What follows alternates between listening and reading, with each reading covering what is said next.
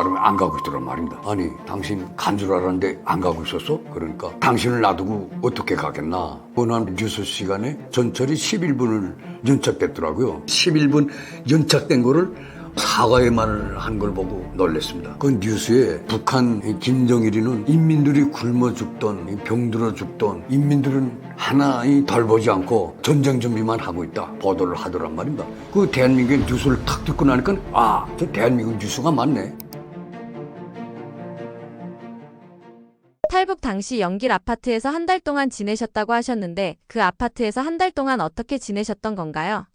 저는 원래 대한민국에 오지 않으려고 그랬는데 우리 집 사람이 대한민국에 가자는 거예요. 은정이한테 남조선으로 가자는 거예요. 그땐 대한민국을 몰랐으니까 남조선으로 가자는 거예요. 그래서 나는 그때 역적이 안 되겠다고 나는 그런 맹세를 했기 때문에 나는 안 가겠으니까 당신하고 아들하고 가라. 그리고 마누라하고 작별 인사를 다 했습니다. 1월 중순께 가라고. 그리고 나는 저 배감에 장사를 나갔다가서 한 2달 반 있다가 집으로 왔습니다. 집으로 왔는데 난 그때 당시 우리 집 사람이 떠난 줄 알았는데 저는 가출이라고 생각했습니다. 근데 배감에 가서 집으로 오는데 터벅터벅 걸었는데 집에 가고픈 생각이 없더란 말입니다. 집에 가야 나를 반겨줄 사람도 없고 집사람도 아들도 모두가 온 가족이 전 남조선으로 갔는데 정말이 집으로 그때 대웅단으로 다시 들어올 때 정말 마음이 쓸쓸하더란 말입니다. 이제는 집에 우리 온 가족은 남쪽으로 갔고 나 혼자 남았구나 이런 생각을 하면서 집으로 오면서 또 한쪽으로는 걱정인데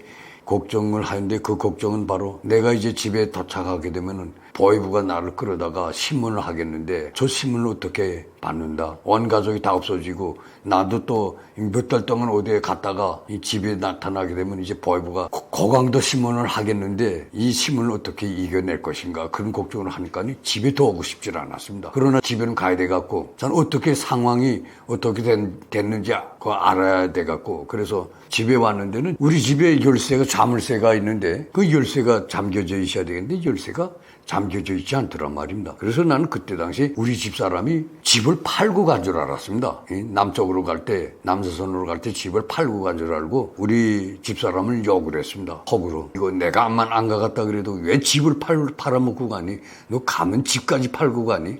야, 그 허구름 욕을 하면서 그때는 얼마나 거의 나쁘던디 우리 집사람에 대해서. 그러나 어쨌든 이 집에 누가 와서 사나 보자 하고서 원래 제 집인데도 누가 와서 사나 보자 하고서 노크를 했습니다. 노크를 했는데 첫 번째는 답변 넣고 두 번째 넣고 했는데 여보세요 저 누구세요 하더란 말입니다. 그리고 듣다보니까 우리 집사람 목소리가 아니에요. 그러더니 문을 열더니 보니까 우리 집사람이 안 가고 있더란 말입니다. 아니 당신 간 줄 알았는데 안 가고 있었어? 그래서 안 갔다는 거야. 왜 안 가고 있었어? 그러니까 당신을 놔두고 어떻게 가겠나. 당신하고 같이 가려고 지금 기다리고 있다. 오기를 기다리고 있다 하더란 말입니다. 근데 그때 당시 우리 마누라가 떠날 때 내가 1월 중순께 작별 인사를 하고 배감으로 떠났는데 그때 내가 4월 15일 명절 가까이에 4월 15일이 김일성의 생일날입니다. 그게 북한에서는 태양절 하는데 그 생일날인데 그게 대명절입니다. 북한에서는 최고의 명절은 김일성의 탄생일입니다. 4월 15일. 근데 그날 그때 되면은 또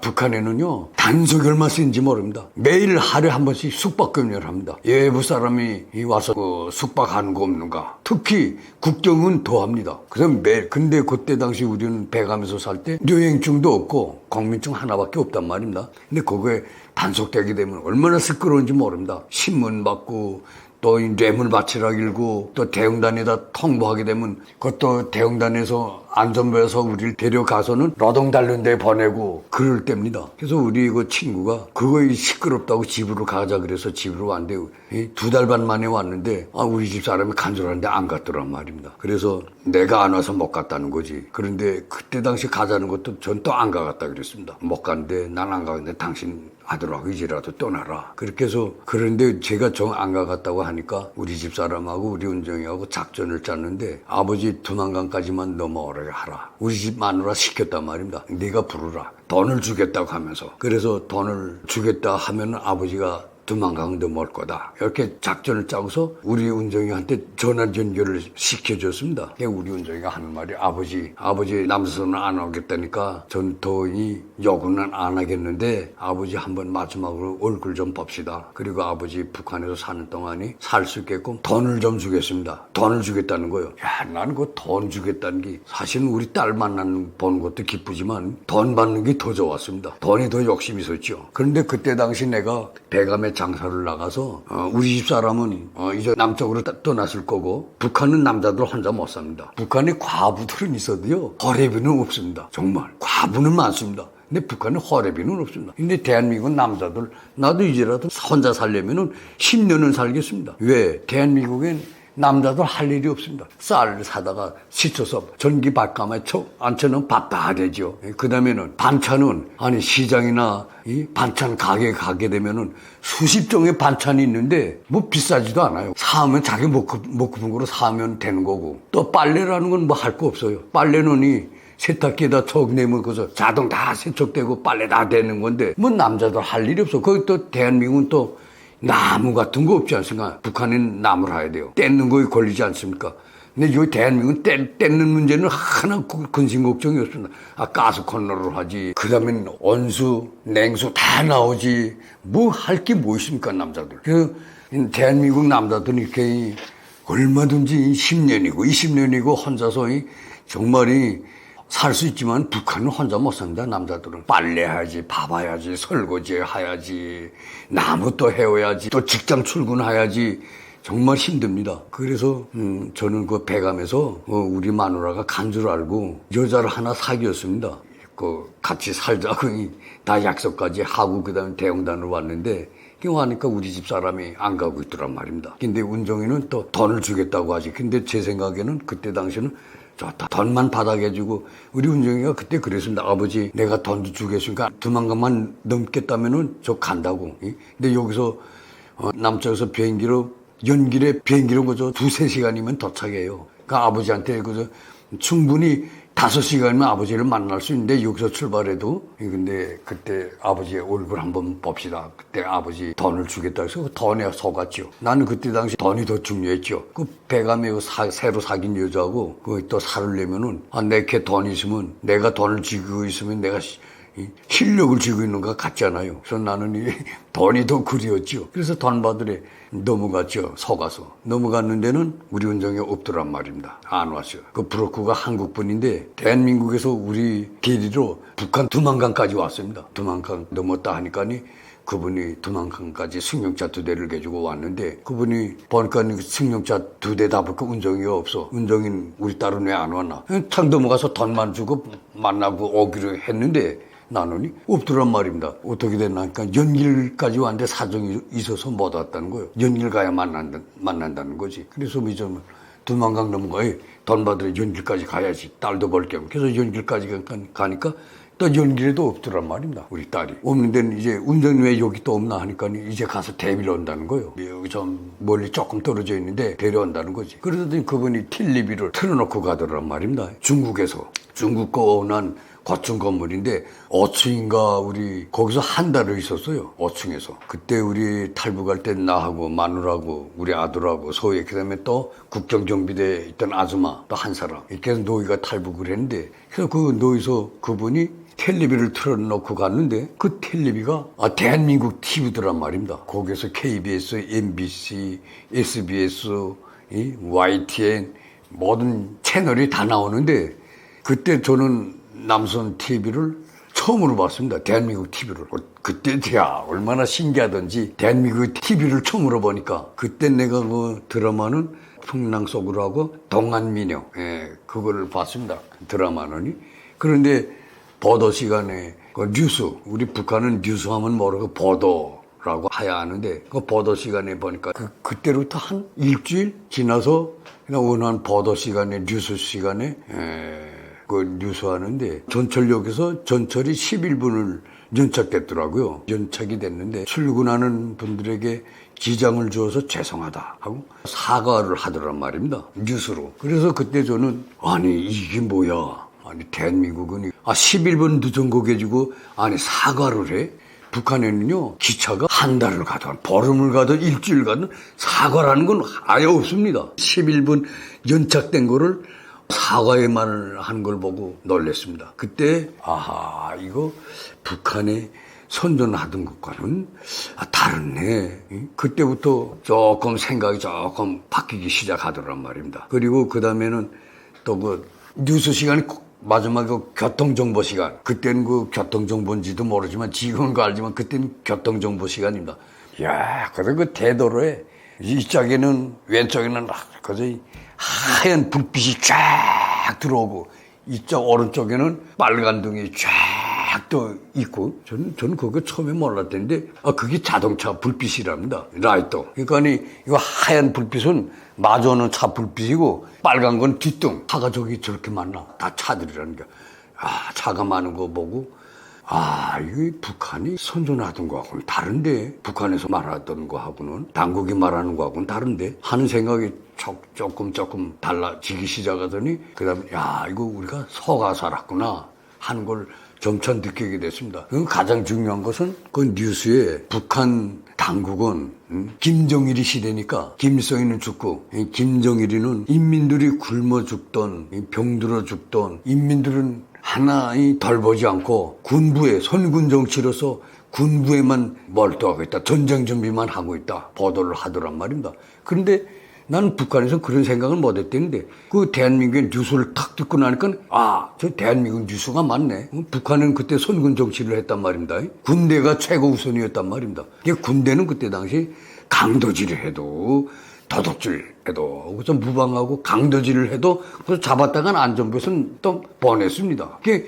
저 군대 하게 되면 저 호랑이 가죽을 쓴 군대라고 했습니다. 가죽만 쓴 군대. 그게 군대가 그렇게 권한이 셌습니다. 군대는. 그런데 그 대한민국 뉴스를 듣으니까 이게 맞네. 이 대한민국 뉴스가 맞네. 사실 북한은 김정일이는 북한 정권은 선군 정치라고 하면서 군대만 내세우고 모든 물자는 군대 공급, 권한도 군대가 최고 우선 이렇게 하지 않는가. 그리고 인민들은 진짜 굶어 죽던 병들어 죽던 김정일은 정부는 덜 보지 않지 않는가. 그게 맞는 말이더란 말입니다. 그때 이거 대한민국 뉴스가 이거 맞는 뉴스네. 정확한 뉴스네. 하고 그때 내가 이거 북한 정부의 정권에 속아서 살았구나. 우리가 지금 속고 있구나 하는 걸 알게 되었습니다. 진짜 그 뉴스만 보다시피 했습니다. 드라마보다도 뉴스에 쫙 보게 되면 그 서울시 내가 다 환하게 밝고 전기가 많더란 말입니다. 환하게 밝고